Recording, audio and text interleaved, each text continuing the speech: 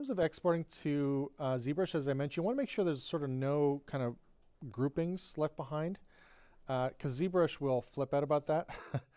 So yeah, anytime you have kind of like maybe these little groupings that are kind of created, they're groupings that are created by like selecting, merging, duplicating, extracting, all that kind of stuff. So quick way to deal with that is to do Alt Shift D, which deletes the history. They might still be in kind of subgroups. So you see this element, and these here. I'm just going to middle mouse click and drag them out of those groups, and then I can just delete. Oops, there's one more I was missing. Thank goodness I caught it. So I'll pull that out. Delete that. So this is if I want to try to do a straight Go Z. I'll make sure I'm in my perspective. There we go. Again, I can delete at this point probably my human scale reference, but I think in this case I'll leave it for now. I'll leave that there. I'm basically selecting all the mesh objects that I'm actually using. And then if I hit Go Z, again, make sure when you hit Go Z, I'm going to just reset this to a generic mesh. If you had a mesh in here, like a character sculpt with a bunch of sub elements, or something like this, for example, it would replace whatever the active subtool is with that. So it can get weird with importing either OBJs or using Go Z. So I usually like to just reset to a generic sphere, cube, whatever. Hit Go Z. If it pops up an error, yeah, do I have something selected that it shouldn't have selected? Freeze transforms are not applied. Oh, the camera's selected, so I want to just deselect the camera, actually. There we go. So I'll mention this. Sometimes, even though this isn't too complex, sometimes this gets kind of like locked in a weird way. It doesn't,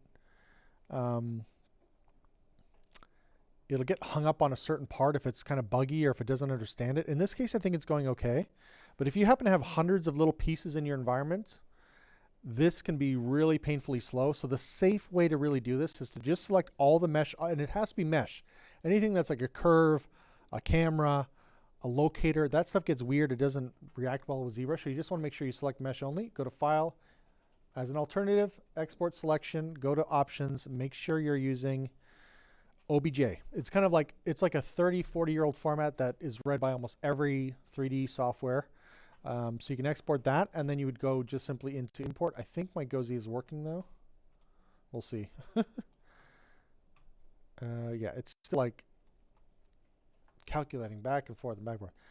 So I find this can be like so insanely slow for big scenes. It's great for characters, but for big scenes, it's very, very quirky. We'll put it that way. File, export selection.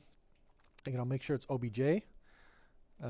Since I do OBJ a lot, I'll just make that the default export selection. And then again, I'll tend to go in my scenes and make this the, let's see, I think it's up here, ZBrush export.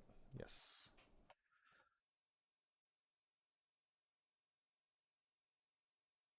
Let's jump into my,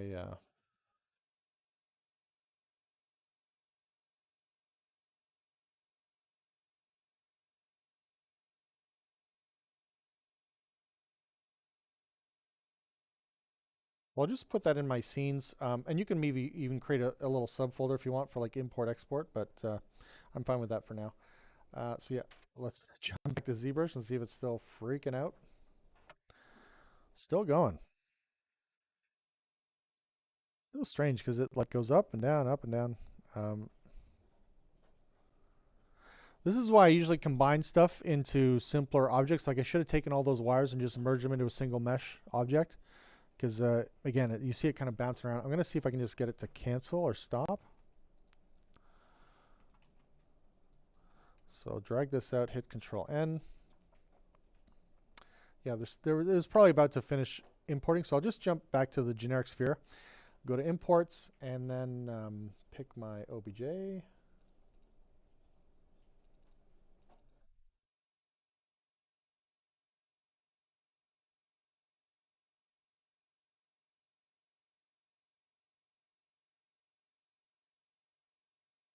Go. There's the OBJ. And you see how easy that just one-click import, right?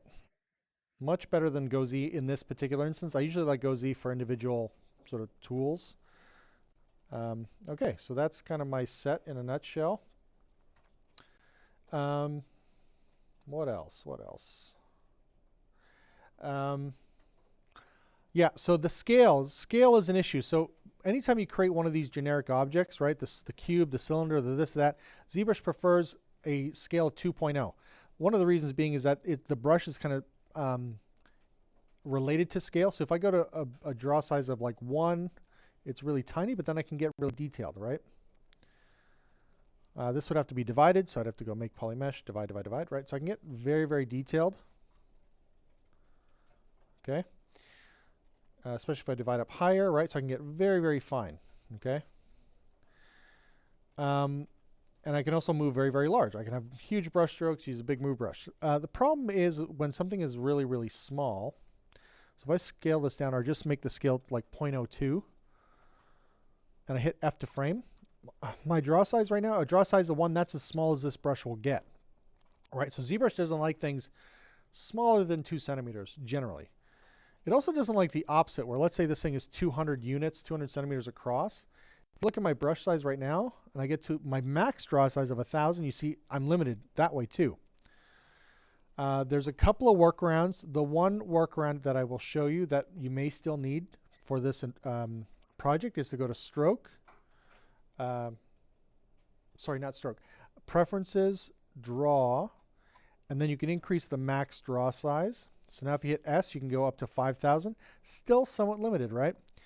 So when we're dealing with environments and big environment pieces, you may still need to scale things according to your set. And it's okay. ZBrush scale can be thrown off from Maya. As long as your Maya remains the template, the kind of go-to, then you're okay. So yeah, again, I'll go to Preferences, Draw, and you can also increase this thing called Dynamic Scale.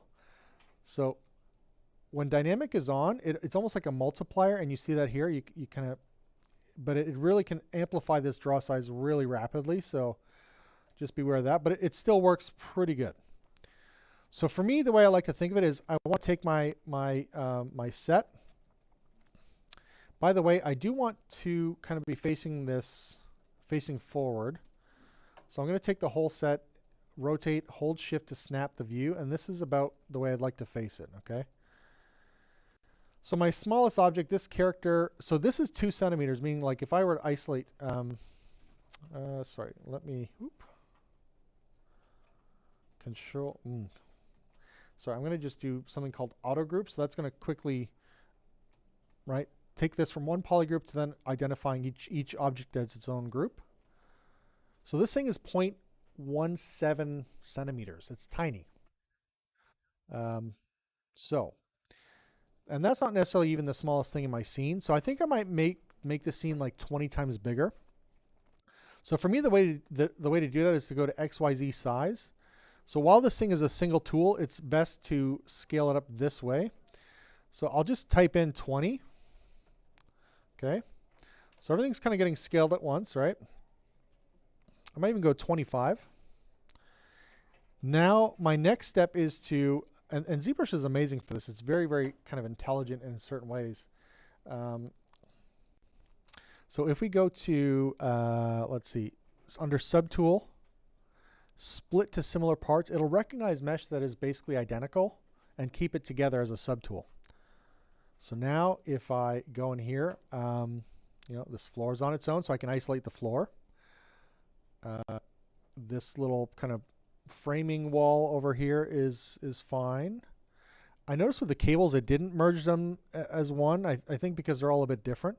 So you could just sort of take each one of these and just go to merge down to make them one tool. It's technically not like a Boolean or anything like that. It's just like Maya when you combine and then extract. You can kind of attach and detach things that way. There's my stairs. That's good. So yeah, these it all kept together, right? So that's really smart. What's the other stuff? What else did it keep together? Okay, those blocks. Actually, it's funny because these are kind of copies. So if you want to split something off too, you can just hide it and say split hidden. So then you can kind of keep this stuff on its own, just that kind of really rough place marker. Okay, so that's great. I've got like the newels on their own. Okay, so That's a good way. And again, if you're checking the size and scale, like some of my smaller elements, if I were to just maybe isolate this, it'll show you, okay, this is like 1.33 centimeters. So it's not bad. Now let's say I still wanted to scale that up because I felt like my smallest object is still a bit too small for ZBrush. If you just scale that, it's just going to scale the one object, right? Or the one subtool. But if you click on this little option on the right-hand side, right here, it'll say transpose all selected subtools. So now I can still go back and quickly scale the whole scene up a little bit more, like 30, 40%, okay? So it's never impossible to kind of quickly get the scene back up to scale. And what's nice about this too is that you can make it double-sided, or like in Maya, we can have certain walls be not double-sided. So that way, if we're rotating around, we see it one direction, it's invisible. We see it the other side, it's visible, right? Same thing here, turn off double-sided. And now I can very quickly kind of look at the set from some different points of view that allow me flexibility to very quickly kind of pick and sculpt and modify some things, okay?